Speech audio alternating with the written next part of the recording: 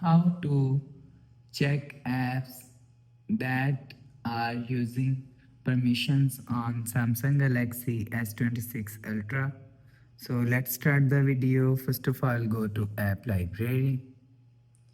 Now here, so click on settings app. Now in setting, scroll down and click on security and privacy. So you will see security and privacy is here. So click on security and privacy. Now here, so scroll down, you will see permissions used in last 24 hours. So click on this icon. So click on camera. You will see microphone and locations. So after click on start, you will see permissions here. So nearby device, camera, contacts, microphone, calendar, location, SMS, call, logos, phone.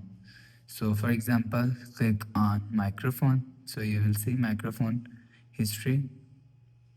So Google Meet curtain. So go back and click on camera. So you will see this is camera using history.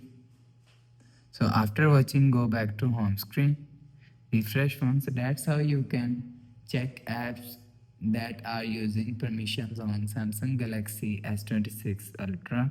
So if you like the video, please subscribe. Thanks for watching.